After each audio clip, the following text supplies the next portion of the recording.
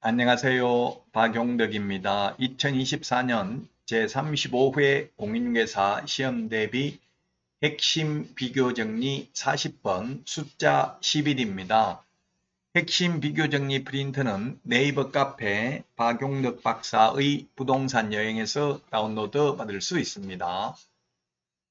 자, 11 먼저 1번입니다. 사무소 이전 신고입니다.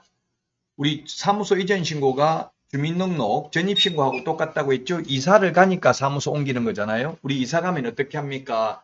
이전 후 옮기고 나서 동주민센터에 전입신고하죠. 마찬가지로 사무소도 이전 후 등록관청에 옮긴 후에 10일 이내에 사후 신고하면 되겠습니다. 자, 그 다음에 이번에 고용인, 고용관계 종료 신고, 직원 그만두면 10일 이내에 신고해야 되고요. 등록관청에. 고용신고는 업무개 시전에 해야 되죠. 자, 그 다음에 3번에 등록관청의 협회 통보, 등록사항 등 6가지 사항을 다음 달 10일까지 협회에 통보를 해야 되고요. 4번 협회는 행정처분 등 통보받은 후 10일 이내에 법원 행정처장에게 통지해야 됩니다. 5번에 지방법원장은 매수 신청 대리인 등록 행정처분 사항을 다음 달 10일까지 법원 행정처장에게 통지해야 되고요. 법원 행정처장은 다음 달 15일까지 협회에 통지해야 되죠. 자, 그 다음에 6번에 의견진술규의 청문통지. 의견진술규의 청문통지 요건 공인중개사법에 있는 건 아닙니다. 의견진술과 청문통지는 행정절차법에 있습니다. 10일 이상 기간을 정하여 구술 또는 서면에 의한 의견진술규를 줘야 되고요. 청문통지는 청문 실시되기 10일 전까지 청문서를 피청문인에게 도달되도록 해야 됩니다. 자, 다음은 7번입니다. 자, 모니터링 조치 완료 통보인데요. 국토교통부 장관은 제출받은 결과보고서, 모니터링 결과보고서를 시도의사 및 등록관청에 통보하고 필요한 조사 및 조치를 요구할 수 있습니다. 조치 및 조사를 요구받은 시도지사 및 등록관청은 신속하게 조사 및 조치를 완료하고 완료한 날로부터 10일 이내 그 결과를 국토교통부 장관에게 통보해야 됩니다. 자, 그 다음에 8번입니다. 중개업을 휴업, 폐업한 경우에는 지방법원장에게 신고해야 됩니다. 등록관청에는 휴업하고자 하는 경우 3개월 초과해서 휴업하고자 하는 경우 미리 신고해야 되죠. 그런데 지방법원장에게는 사후 10일 이내에 한 번 더 신고를 해야 됩니다. 자, 그 다음에 9번입니다. 신고관청이 가태료를 부과한 경우 부동산 거래 신고 등에 관한 법률에서 가태료는 오직 신고관청만 부과하죠. 공인중개사법에서는 시도지사, 국토부 장관이 부과하는 경우도 있습니다. 신고관청이 가태료를 부과한 경우 등록관청에 10일 이내 통보해야 됩니다. 자, 그 다음에 10번입니다. 거래사고 예방교육 공고 또는 통지인데요.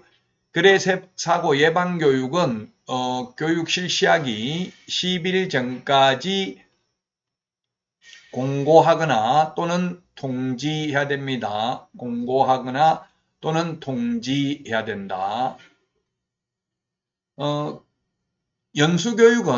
연수교육의 경우 2개월 전까지 통지해야 되죠. 연수교육은. 나머지 교육, 사정교육은 통지하지 않습니다.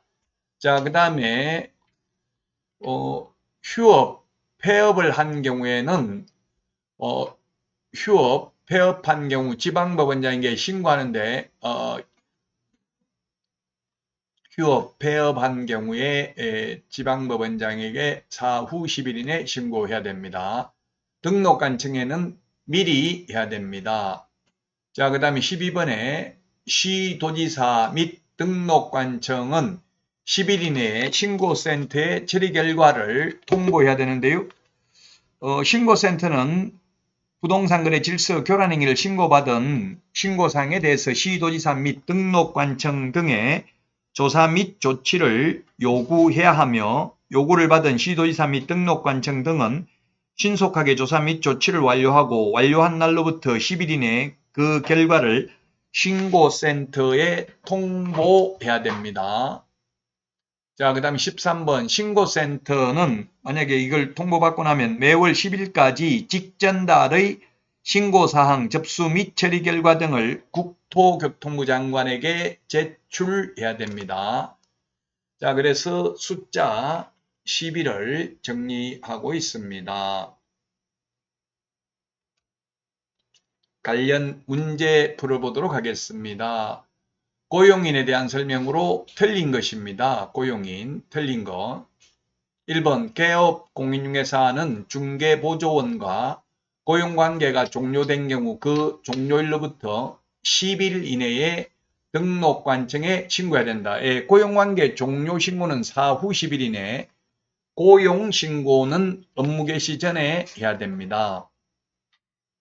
자, 그 다음에 2번 소속 공인중개사의 고용신고를 받은 등록관청은 공인중개사 자격증을 발급한 시도지사에게 그 소속 공인중개사의 자격 확인을 요청해야 된다. 그래서 이론적으로는 소속 공인중개사 고용신고할 때 자격증 사본을 제출할 필요는 없습니다.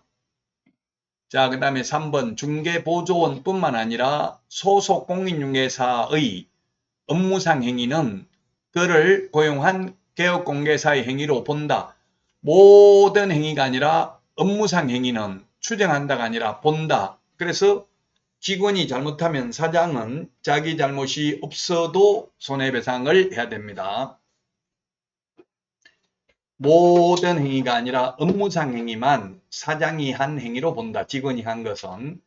자, 그 다음에 4번 개업공개사는 중개보조원을 고용한 경우 등록관청에 신고한 후 업무 개시 전까지 등록관청이 실시하는 직무교육을 받도록 해야 된다 했는데 고용을 한 경우 등록관청에 신고를 먼저 하는 게 아니라 교육부터 먼저 받고 고용신고를 해야 됩니다. 원래는 고용신고할 때 직무교육 수료증을 제출해야 됩니다. 그래서 4번이 틀린 정답이 되겠습니다.